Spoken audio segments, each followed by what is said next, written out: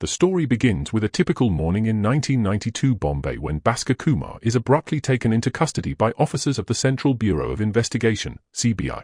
The CBI officers, led by Laxman Rao, escort Bhaskar to the Colaba branch of Magadha Bank, his workplace, for an intense interrogation about alleged embezzlement of the bank's funds. Bhaskar, who currently holds the title of Assistant General Manager at the bank, is seated under harsh lights as agents lay out evidence of a massive fraud. They reveal that over 1 billion has mysteriously flowed through his personal accounts in just 6 months, an astonishing sum for a mid-level banker. The story rewinds to 3 years earlier, in 1989, painting a picture of Bhaskar's modest life before any crime occurs. We find Bhaskar working diligently as a cashier at Magadha Bank's Colaba branch, known for his positivity and hard work despite constant money troubles. At the bank, Bhaskar has a small side gig. He helps illiterate customers fill out checks and forms in exchange for a few rupees. This extra work isn't entirely sanctioned by the bank, but it shows Bhaskar's resourcefulness in trying to make ends meet. We see his close friendship with Samba, the office peon, who often assists him. After work, Bhaskar returns to a cramped middle-class home he shares with his family, his devoted wife Samathi, their young son Karthik, and Bhaskar's ailing father Prahalad. Despite their struggles, Samathi supports him unconditionally, running the household on a shoestring and dreaming of one day starting her own homemade food business.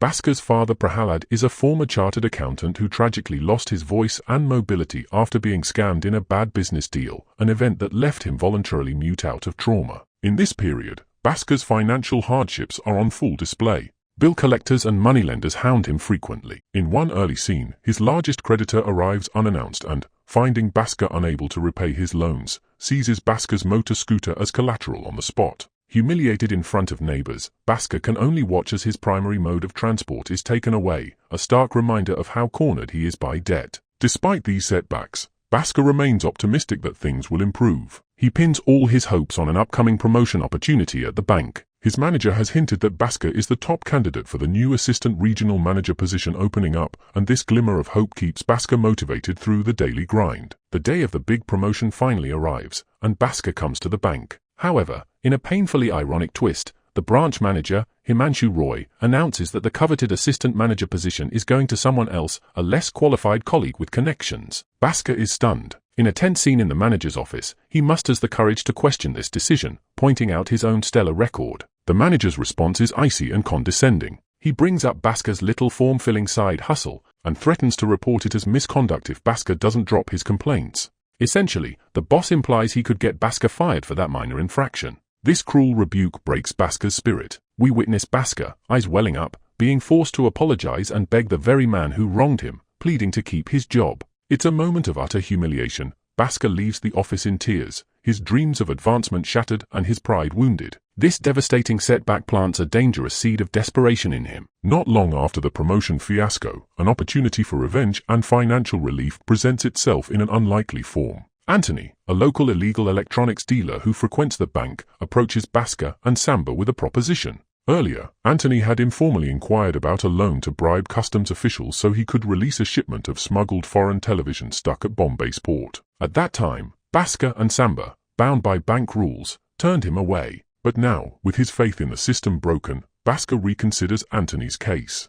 Late one evening in the vault room, Bhaskar makes a fateful decision. He secretly removes 200,000 in cash from the bank's reserves, the exact amount Anthony needs for the bribe. Bhaskar hands this cash to Anthony under the table, on the condition that he and Samba will get a significant cut of the profits when the smuggled goods are sold. Anthony readily agrees. He now has the money to pay off the customs officers and free his merchandise. That weekend, under cover of darkness at the docks, Bhaskar and Samba join Anthony's smuggling operation. In a suspenseful montage, they bribe the necessary officials and successfully retrieve the shipment of imported television sets from customs. As promised, Bhaskar receives his share of the hefty profit. To cover his tracks, Bhaskar promptly returns 200,000 back into the bank's vault before anyone notices the shortfall. The remainder, pure profit, is his to keep. Emboldened by this victory, Bhaskar continues the smuggling racket with Anthony and Samba in the ensuing months.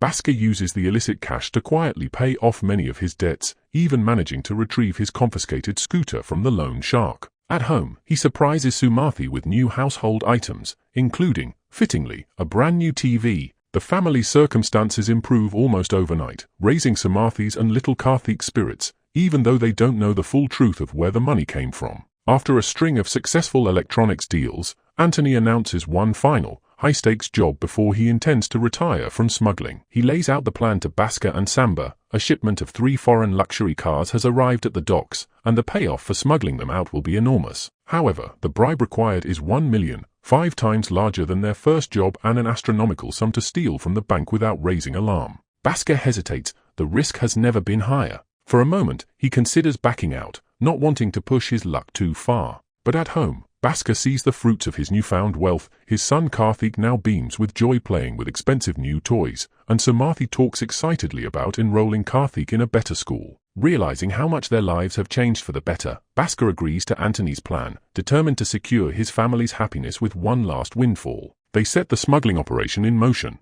Bhaskar once again sneaks 1 million in cash from the bank and hands it to Anthony to grease the usual palms.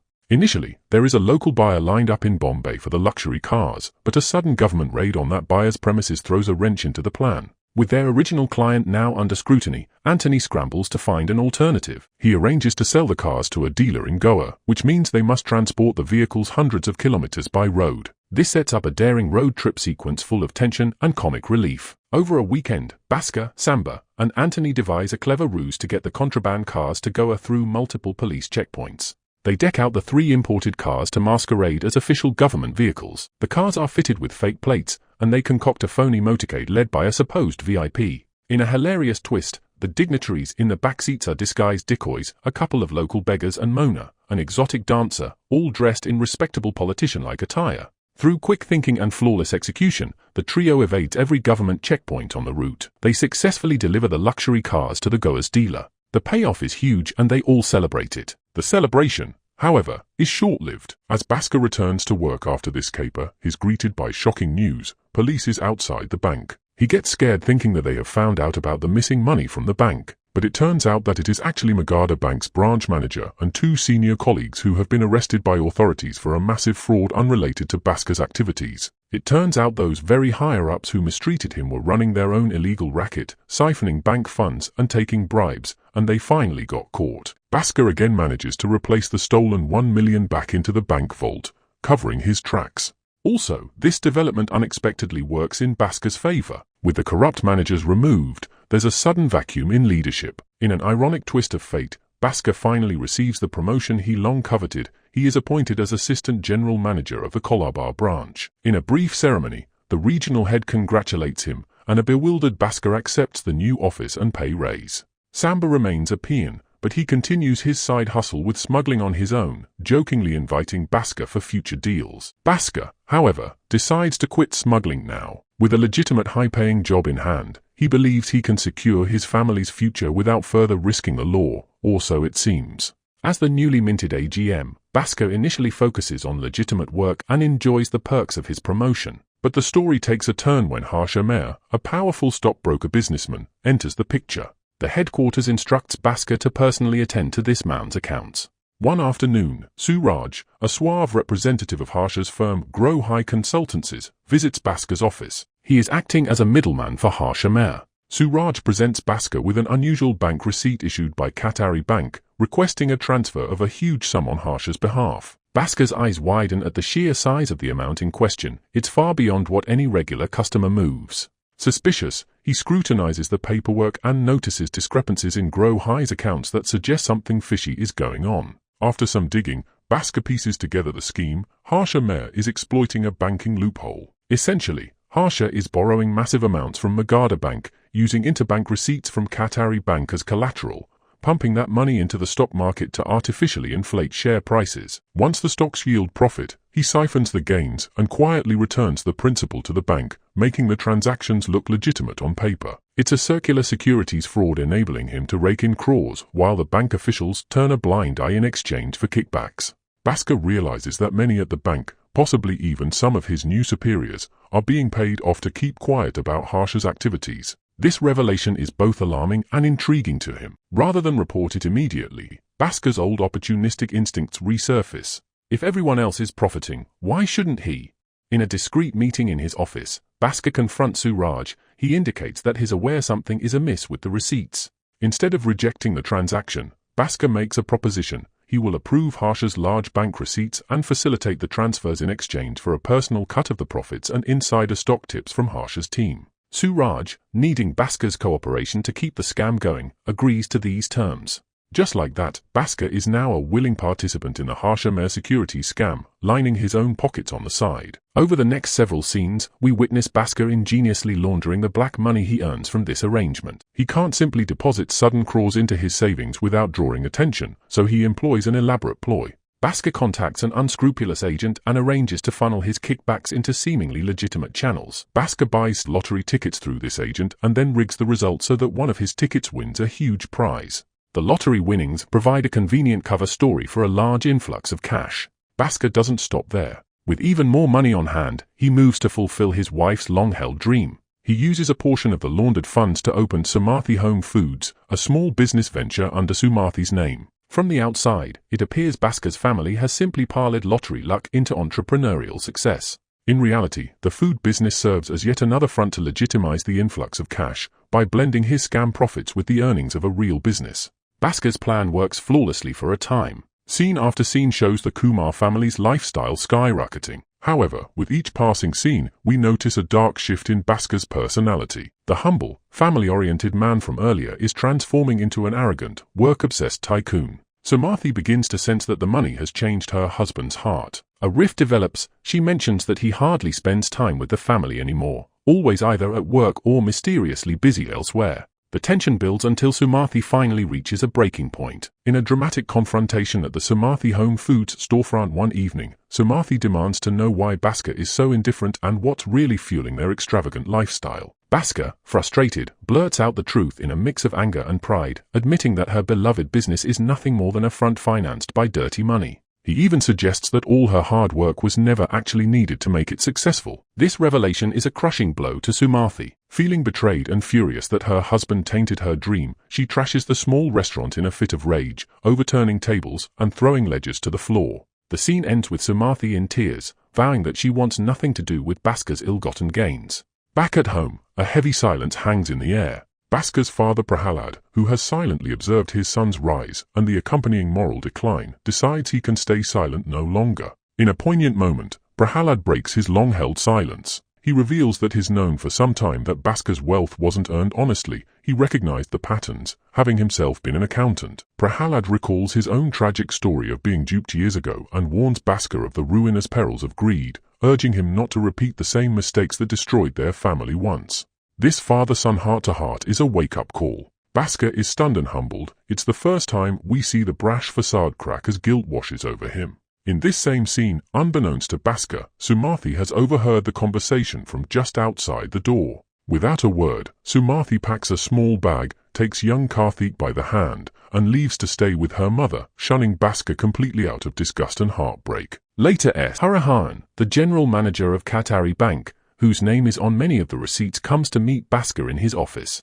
Bhaskar reveals to him that Qatari Bank's bank receipts total has exceeded 1 billion. In response, Hariharan tells Bhaskar that he never approved any amount exceeding 90 million. Hariharan is shocked that someone in his own bank has been issuing these fake high-value bank receipts without his consent. This confirms Bhaskar's suspicions. Harsha's operation isn't just bending rules, it's outright fraud with forged documents. Together, Bhaskar and Hariharan realize the implications are staggering. Countless fake bank receipts are circulating, propping up a massive house of cards scheme that could collapse the financial system if exposed. Hariharan's face turns pale. The stress and fear of being implicated in such a scandal, one that could ruin his career and even land him in jail, is too much for him. Clutching his chest, Hariharan suffers a fatal heart attack at his desk. Bhaskar rushes to help, but it's too late. Bhaskar is deeply shaken by Hariharan's death, a direct consequence of Harsha Mehr's greed. This tragedy hits home for Bhaskar, reminding him of his father's fate and showing the real human cost of these crimes. Another blow lands, this time involving his best friend. Samba, who had continued dabbling in smuggling on his own, gets into serious trouble. Samba's latest smuggling attempt went awry and he was caught by law enforcement. Worse, every rupee Samba earned from his illicit ventures has been seized or spent on legal fees. Samba is now broke and facing a potential jail sentence. Overwhelmed with guilt for having led Samba down this path, Bhaskar steps in to help. He uses a portion of his secret funds to bail out Samba and pay for his legal defense, securing his friend's release. This incident leaves a profound impression on Bhaskar. In subsequent scenes, we see a changed man. He shuts down the fraudulent aspects of Sumathi's business, intending to let it either run honestly or not at all. Over time, by humbling himself and proving he can put family above money, he earns Sumathi's forgiveness and reconciles with her. The family is back together, but the entire ordeal has left Bhaskar wiser and wary of the cost of unchecked ambition. Galvanized by the incidents, Bhaskar decides he cannot continue to be a pawn in Harsha's game. As expected, Bhaskar's defiance doesn't sit well with his own higher-ups at Magadha Bank. Soon after his showdown with Suraj, Bhaskar is summoned to a meeting with Vinod Bhosle, the general manager of Magadha Bank's Colaba region, who is effectively Bhaskar's direct boss. It becomes immediately clear that he too is entangled in Harsha's web of corruption. Vinod Bhosle orders Bhaskar to sign off on the pending fake receipts and keep quiet, for the sake of the bank and his own good. Bhaskar, steeled by conscience, refuses outright. Instead, he pulls out an envelope and places it on the table. It's his resignation letter from his AGM post. He tells them he would rather quit than be part of a scam built on the dead bodies of innocents, referring pointedly to Hariharan's fatal collapse. Having resigned, Bhaskar quietly reaches out to an official at the Reserve Bank of India, RBI, Romeo Dixit, and tips her off about a major fraud brewing in Magadha Bank. This brings us full circle to the film's opening scene scenario, but now the true nature of that event becomes clear. Just days after Bhaskar's resignation, a pair of CBI officers swoop in to arrest Bhaskar at his home. At first glance, it looks like Bhaskar is being held accountable for the Harsha Mehr scam. But as the interrogation at the bank unfolds, Bhaskar realizes that this is not a legitimate operation at all. The supposed lead CBI agent, Laxman Rao, is actually on the bank's payroll, doing the bidding of the corrupt officials to corner Bhaskar. Vinod, the GM, and Raj Beer, the chairman, enter the room, revealing themselves to be pulling the strings. Bhaskar's suspicion is confirmed. This entire CBI raid is a ruse to intimidate him. Vinod and Raj Beer inform Bhaskar that by contacting the RBI he has stepped out of line, and they intend to make him pay. They force him to sign on the checks to transfer all of 1 billion in his account to Harsha Mehr through Grow High Consultancies. Bhaskar's face falls as they make it clear that if he doesn't comply, his wife, child, and father could be harmed. Helpless and outraged, Bhaskar has no choice but to yield. In a fraught sequence, Bhaskar signs each check. Vinod and Raj Beer stand over his shoulder, ensuring he completes it. Before leaving, they warn that Bhaskar should keep his mouth shut about all of this. If he tries any tricks, his family won't be safe. The next day dawns with a palpable sense of climax. An accountant reports that a series of large transfers, the very ones Bhaskar authorized the previous day, have failed to execute. The reason? The source account no longer exists. A flashback quickly reveals what happened behind the scenes. Anticipating that his bosses would corner him, Bhaskar had quietly emptied and closed his personal bank account ahead of time, and has withdrawn all the amount in his account in cash. By doing so, the checks he was forced to sign are now worthless. They cannot be processed since the account is terminated. This was Bhaskar's secret ace, a final con executed against the con men. He anticipated their move and set a trap of his own. Back in the present, chaos erupts in the bank's boardroom as the RBI auditors uncover a tangled web of unfulfilled transfers and accounting irregularities. With the transfers invalidated, the fake receipts in the system stand out like a sore thumb, triggering a full-blown investigation. Harsha Mehr's entire fraudulent empire comes crashing down as RBI and law enforcement swoop in. There's a rapid montage of headlines and arrests. Harsha Mehr is arrested, his stock market scam exposed, and assets frozen. More significantly for Bhaskar's story, the Magadha Bank officials who were involved find themselves in the crosshairs. The very trap they set for Bhaskar has ensnared them instead. Amidst this whirlwind, Bhaskar and his entire family vanish from Bombay overnight. It turns out that in the weeks leading up to these events, Bhaskar had made careful arrangements for an escape, should things go south. He contacts his old ally Anthony, who long ago relocated to the United States, and with Anthony's help Bhaskar invests a chunk of his wealth in purchasing a small hotel property in Boston. This investment qualifies him for a special American investor visa, providing a legal pathway for him, Sumathi, Karthik, and Prahalad to immigrate quickly. Prahalad likely leveraged some of his old contacts as well to expedite the process. On the eve of the audit, as soon as Bhaskar finished playing his part at the bank, he put the plan in motion. The family packed their essentials and left India under the cover of darkness, boarding a one-way flight to the United States just hours before the scandal erupted. In the film's concluding scenes, the setting shifts to a serene suburban neighborhood in Boston, USA. Bhaskar and his family have started afresh abroad, far from the chaos of Mumbai. There is a shot of a charming medium-sized hotel with a "under new management" sign. This is the property Bhaskar bought to secure his visa. Bhaskar watches his wife and son with a soft smile. He might finally be appreciating the simpler joys over ill-gotten riches.